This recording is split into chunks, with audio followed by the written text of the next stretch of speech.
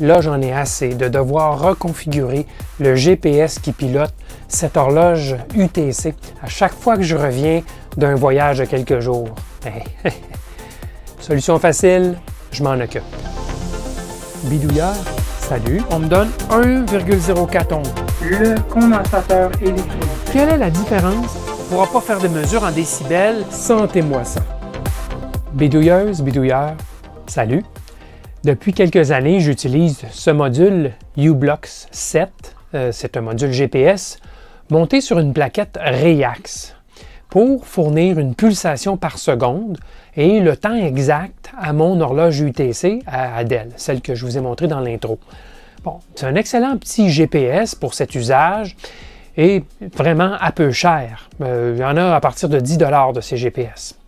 Vous en trouverez justement sur des sites asiatiques, là, Banggood, Deal Extreme et même aussi sur eBay. Alors, il y a un petit problème par contre, cette version de GPS u-blox 7, la version Reax, en tout cas l'unité que j'ai, me déçoit sur un point, c'est que la pile rechargeable de rétention de mémoire est bien insuffisante pour les besoins, pour mes besoins, soit de garder la configuration du GPS en mémoire lorsque le GPS est éteint ou débranché. Alors, je ne sais pas si c'est la pile qui était mauvaise dès le départ, mais je ne peux pas laisser le GPS éteint, débranché pour plus d'une journée, sans quoi je perds tout. Et là, je dois reconfigurer, donc reconnecter le GPS sur le PC par série, lancer Windows 7, lancer l'application u-blox, reconfigurer les messages NMEA, ainsi que la polarité de la pulsation PPS, en tout cas. Très emmerdant. J'en ai assez de ça, mais quoi faire? Bon, alors je pourrais tenter de trouver une pile rechargeable de remplacement. C'est une mini pile, on va le voir tantôt. Mais je n'ai aucune garantie que ça va régler le problème en termes de la capacité, la durée, si vous voulez. Je vous souligne au passage que la fiche technique mentionne que le GPS devrait préserver la configuration en mémoire pour au moins une semaine. Et ça, je ne l'ai jamais constaté personnellement. Alors, quoi d'autre? Peut-être une plus grosse pile rechargeable? Oui, j'imagine qu'on pourrait faire cela. Mais peut-être que le courant de charge serait insuffisant compte tenu de la grosseur de la nouvelle pile. Bon, moi, j'ai aussi une autre option. Des bonnes vieilles piles alcalines, pourquoi pas? Mais attention, voyez ceci, car il y a une précaution à prendre. Ben oui, pourquoi pas utiliser des piles alcalines bien ordinaires? Alors j'ai dessiné ici en bleu ce qui est existant, notre GPS, le module GPS.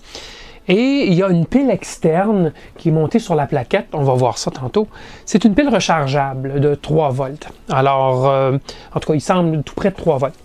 Alors, cette pile, c'est cette pile-ci qui n'a pas la capacité de soutenir la mémoire du GPS lorsqu'il est débranché.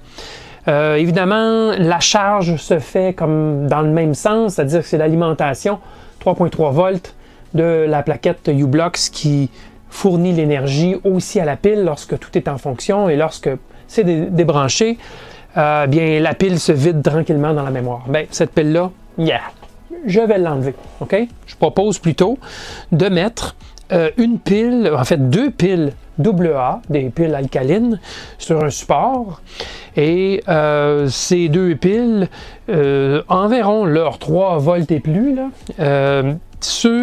à travers donc une diode Schottky. Je reviens là-dessus, pourquoi Schottky. Donc la diode va permettre aux piles de fournir leur énergie lorsque l'alimentation est coupée, mais il n'y aura pas de courant de charge qui va venir déranger les piles. Les piles alcalines, on ne recharge pas cela. Donc, c'est l'idée, la diode permettra le passage du courant seulement dans le mode décharge, non pas dans le mode charge. Pourquoi une Schottky? Parce que la tension directe de polarisation de la jonction PN sur une diode Schottky est beaucoup plus faible. La chute de tension est de l'ordre de 200 à 300 mV max, alors qu'une diode au silicium standard, c'est plus dans les 600 à 700 mV. Donc, si on veut garder une réserve plus grande, ben, on ne veut pas induire une chute de tension trop élevée ici. Alors, en prenant une diode Schottky, je propose la EN5711, mais il y en a d'autres qui existent que vous pourriez prendre. on diminue donc la chute de tension aux bornes de la diode. Donc, on aura ici une tension qui rencontrera le minimum. Ce minimum-là est de 1,4 volts pour que la mémoire ait sa rétention. Donc, on aura avantage à mettre une diode dont la chute, évidemment, est plus faible. Okay.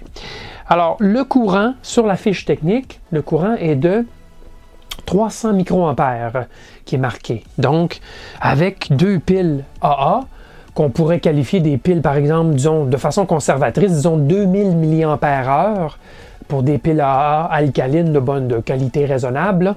2000 mAh à 300 microampères, on parle de, tenez-vous bien, là, 6600 heures de soutien de la mémoire ou quelque chose comme 277 jours en continu de soutien de la mémoire avant que les piles soient capotes. Bon.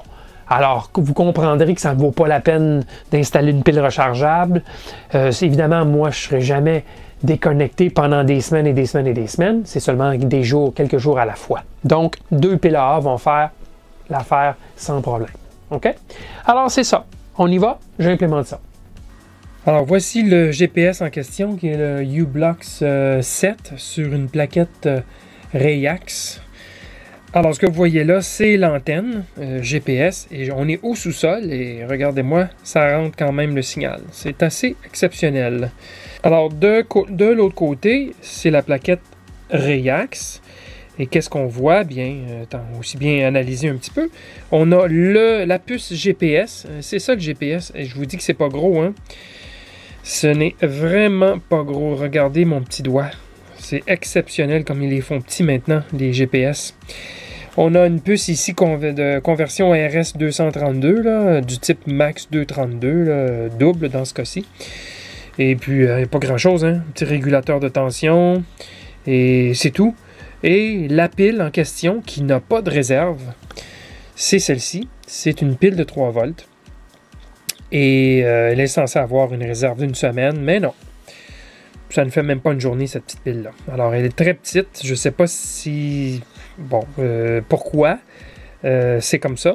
Mais d'après la fiche technique, on parle de 7 jours de réserve de pile pour maintenir la configuration du GPS. Pas du tout. Ça fait peut-être une journée. Alors, je vais travailler à dessouder la pile. Je vais d'abord vérifier où est l'électrode positive. Et je vais enlever la pile. Et je vais ensuite je vais poser une diode Schottky. Je m'exécute, puis je vous montre le résultat final. Alors voilà, j'ai fait la modification 6 semaines plus tard. Vous ne vous rendrez probablement pas compte de cela, mais c'est que je n'avais pas reçu le support de pile que je désirais utiliser. Donc j'ai fait venir de Chine, et quand ça vient de Chine, il faut être très patient, et particulièrement très patient ces jours-ci. J'ai des articles, ça fait 10 semaines, qui ne sont toujours pas arrivés. Alors, je ne sais pas si c'est la même chose partout ailleurs, comme par exemple en Europe, mais ici, en Amérique du Nord, là, ça prend énormément de temps. Alors, j'ai utilisé des trous sur la plaquette qui n'étaient pas utilisés pour connecter mon bloc pile, deux piles AA alcalines. Alors, voici ce que ça a l'air du côté inférieur de la plaquette. J'ai utilisé deux positions, comme je vous ai dit, deux trous qui n'étaient pas utilisés. Un, c'était la masse, ben, tant mieux, je n'avais justement besoin d'une.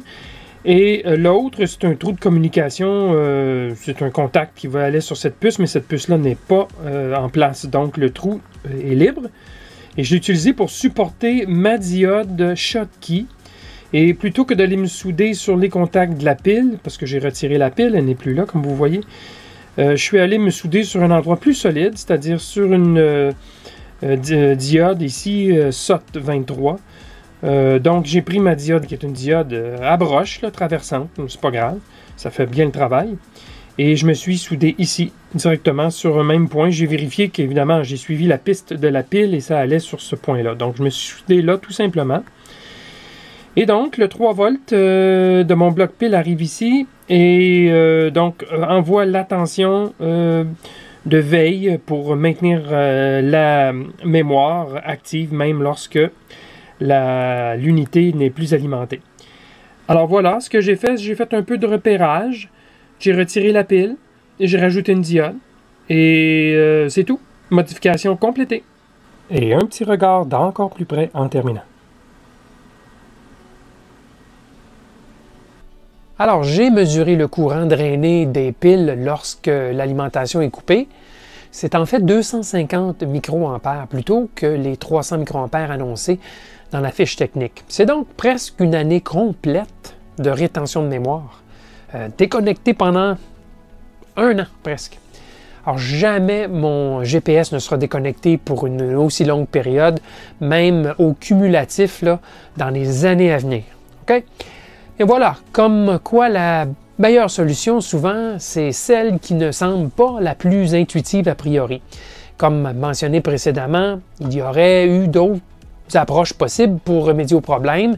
Je suis certain que plusieurs feront des suggestions alternatives dans les commentaires sous cette vidéo. Allez-y, ça va être intéressant à lire. Ou faites-le sur le forum électrobidouilleur, pourquoi pas. En tout cas, pour moi, plus de soucis, je pourrai maintenant partir en camping cet été, la tête tranquille. Merci de voter un pouce vers le haut si vous avez apprécié et à la prochaine!